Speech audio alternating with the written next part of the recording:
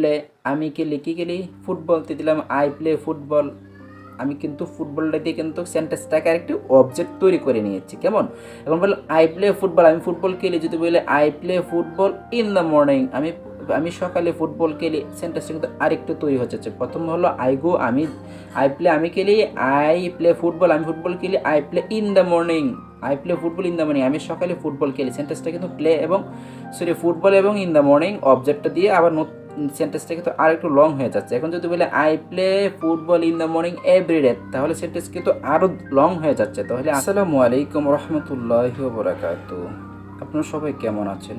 আশা করি আল্লাহ তাআলার অশেষ রহমতে অনেক ভালো আছেন। আবারও আপনাদের সম্মুখে আমি উপস্থিত হয়েছি নিত্য নতুন একটি ইংলিশ টিউটোরিয়াল নিয়ে, how to speak English very easily.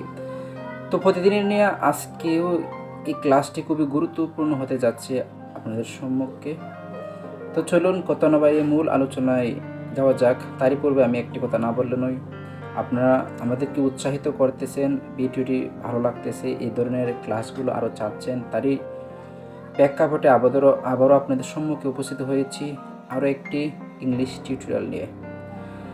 তো আপনারা ক্লাসগুলো দেখেন এবং যখন আপনাদের মন্তব্যগুলো ভালো করেন, যখন কমেন্টগুলো ভালো করেন, তখন সত্যি আমাদের এতটা ভালো লাগে, তখন আমাদের অনেক ভালো লাগে।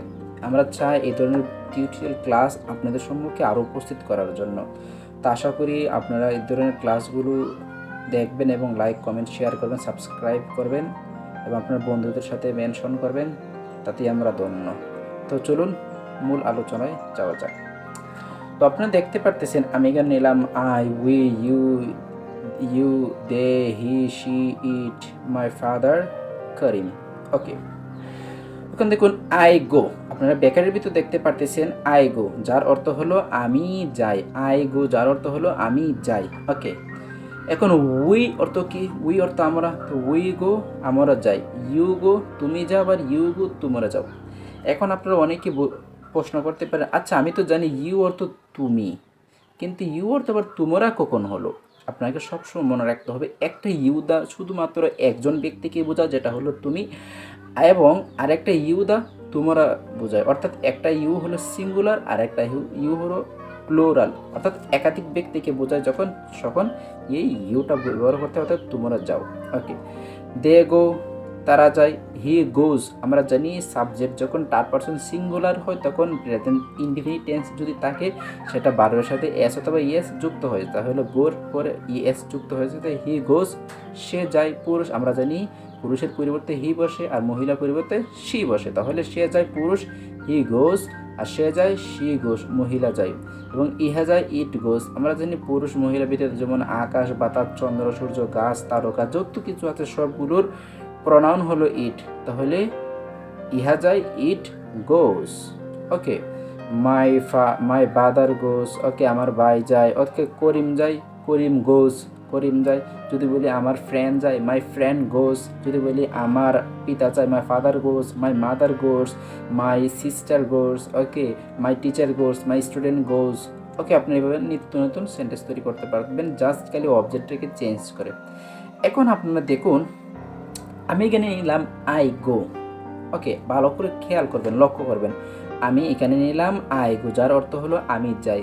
এখন ই গো গো গো গো গুজ গুজ গুজ আপনারা এখানে ব্যাকেটের ভিতরে দেখতে পারতেছেন। এখন আপনারা যদি এই ব্যাকেটের ভিতরে যদি এগুলো যদি চেঞ্জ করেন, তাহলে কিন্তু ভার্ব যদি চেঞ্জ করে তাহলে কিন্তু আরও সেন্টেন্স তৈরি হয়ে যাচ্ছে। আমি কিন্তু সাবজেক্ট আর ভার্ব নিলাম, আমি কোনো অবজেক্ট নিলাম না। অর্থাৎ অবজেক্ট আপনি 10 হাত লম্বা যত খুশি আপনি অত লম্বা করতে পারবেন, কোনো সমস্যা নেই। অর্থাৎ আপনাকে প্রথম সাবজেক্ট এবং ভার্ব দিয়ে আপনাকে সেন্টেন্স তৈরি করতে হবে। কেমন? যদি আমি বলি আই প্লে আমি খেলি, উই প্লে আমরা খেলি, ইউ প্লে তুমি খেলো, ইউ প্লে তোমরা খেলো, দে প্লে তারা খেলে, হি প্লেস সে খেলে, শি প্লেস সে খেলে, ইট প্লেস ইহা খেলে, মাই ব্রাদার প্লেস আমার ভাই খেলে, করিম প্লেস করিম খেলে। যদি বলি my father place, my sister place, আপনি এইভাবে যদি the people of Bangladesh play বাংলাদেশের লোকজন খেলে।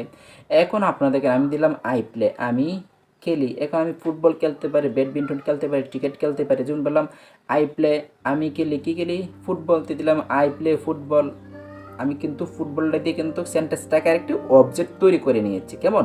এখন বললাম আই প্লে ফুটবল, আমি ফুটবল খেলি। যদি বলে I play football in the morning, আমি সকালে ফুটবল খেলি, সেন্টেন্সটা কিন্তু আরেকটু তৈরি হচ্ছে। প্রথম হলো আই গো, আই প্লে আমি খেলি, আই প্লে ফুটবল আমি ফুটবল খেলি, I play in the morning, I play football in the morning, আমি সকালে ফুটবল খেলি। সেন্টেন্সটা কিন্তু ফুটবল এবং ইন দ্য মর্নিং অবজেক্টটা দিয়ে আবার সেন্টেন্সটা কিন্তু আর একটু লং হয়ে যাচ্ছে। এখন যদি বলে I play football in the morning everyday, তাহলে সেন্টেন্স কিন্তু আরও লং হয়ে যাচ্ছে। তাহলে আমি ফুটবল খেলি আমি ফুটবল খেলি প্রতিদিন সকালে, ঠিক আছে, সেন্টেন্সটা তৈরি হয়ে যাচ্ছে। যদি বলে উই গো, আমরা যাই, উই প্লে ফুটবল, আমরা ফুটবল খেলি, ইউ প্লে ফুটবল, তুমি ফুটবল খেলো, দে প্লে ফুটবল, তারা ফুটবল খেলে, এভাবে কিন্তু আপনি সেন্টেন্স তৈরি করতে পারতেছেন। কেমন? যদি বলি আই কাম, আমি আসি, উই কাম, আমরা আসি, আই গো, আমি যাই, কোথায় যাই, আই গো টু স্কুল, আমি স্কুলে যাই, everyday, I go to madrasa, I go to college, I go to university. অর্থাৎ আপনি এইভাবে আরও সেন্টেন্স তৈরি করতে পারছেন ঘুর করে অবজেক্ট দিয়ে। ওকে, যদি বলি উই গো, আমরা যাই, ইউ কাম, তুমি আসো। যেমন আমি এখানে কাম দিলাম, আই কাম, আমি আসি, উই কাম, আমরা আসি, ইউ কাম, তুমি আসো, ইউ কাম, তোমার আসো, দে কাম, তারা আসে, he comes, she comes, it comes, ইহা আসে, মাই ব্রাদার কামস, আমার ভাই আসে, করিম কামস, করিম আসে। অর্থাৎ আপনি যে কোনো একটা ভিন্ন একটা নাম দিতে পারেন, নো প্রবলেম। এখন আপনারা দেখেন আই রিড এ বুক, আমি একটা বই পড়ি, উই রিড এ বুক, আমরা একটা বই পড়ি, ইউ রিড এ বুক, তুমি একটা বই পড়ে, ইউ রিড এ বুক, তোমরা একটা বই পড়ে, দে রিড এ বুক, তারা একটা বই পড়ে, হি রিডস এ বুক, সে একটা বই পড়ে, শি রিডস এ বুক, সে একটা বই পড়ে, ইট রিডস এ বুক, ইহা একটা বই পড়ে, মাই ব্রাদার রিডস এ বুক, আমার ভাই একটা বই পড়ে, করিম রিডস এ বুক, করিম একটা বই পড়ে। অর্থাৎ আপনি এখানে সাবজেক্ট কিন্তু ঠিকই আছে, জাস্ট খেলে আপনি এখানে কী করতে পারতেছেন, এখানে অবজেক্টটাকে চেঞ্জ করে, ভার্বটাকে চেঞ্জ করে আপনি কিন্তু নিত্য নতুন সেন্টেন্স তৈরি করতে পারতেছেন। যখন আপনি নিত্য নতুন সেন্টেন্স তৈরি করতে পারবেন, তখনই আপনাকে বুঝতে হবে না আপনি ইংরেজি শেখার ক্ষেত্রে আপনি অনেক পটু হয়ে যাচ্ছেন, আপনি অনেক দক্ষ হয়ে যাচ্ছেন।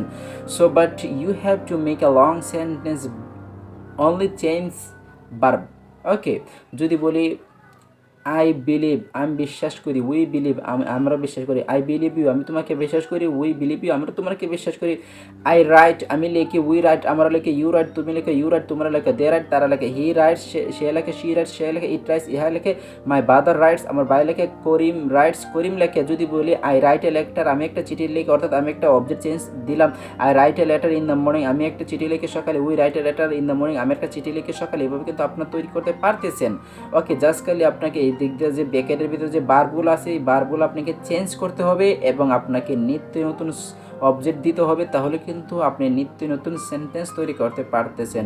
তাহলে আমি আপনাদেরকে দেখিয়ে দিলাম কিভাবে আপনারা হাজার হাজার সেন্টেন্স তৈরি করবেন। এগুলো দিয়ে আশা করি আপনাদের বুঝতে অনেক সহজ হয়েছে।